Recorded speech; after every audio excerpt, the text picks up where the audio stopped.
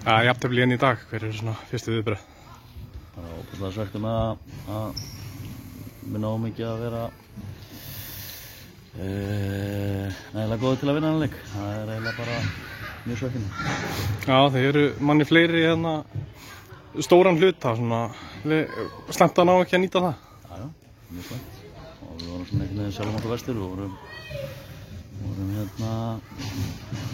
klaufalegir á síðasta þriðjung í síðustu snertingum og þá varði markmaðurinn þeirra nokkuð svona vel en já, bara ekki nægilega ánægður með gæðin á síðasta þriðjung þegar við vorum að komast í þessa stöður og þessi færi sem Það mark sem þið fáið á okkur, þið voru ekki sáttið með það?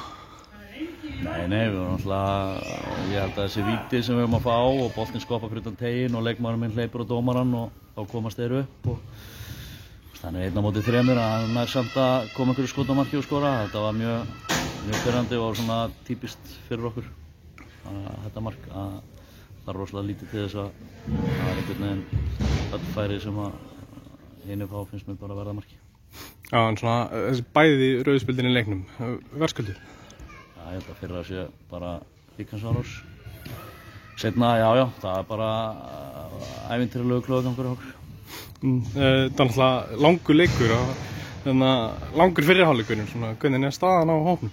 Hún er bara ekki góð, við erum að slá eitthvað heimsmet í meiðslum og bara 2 út af meiddir í fyrrihálfleik og ég held að það séu leikmenn nr. 5 og 6 af einhverjum svona framlínumönnum okkar sem eru frá og það er bara pirrandi en við þurfum að komast í gegnum það bara.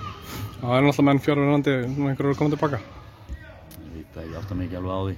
Það svona fengum Clement inn í dag sem að þurfti svo að klára 90 mínútur og þannig að ég veit nú ekki hversu alvarlegt þetta er hjá þessum gaurum sem fórum út það í dag en vonandi fá eitthvað tilbaka.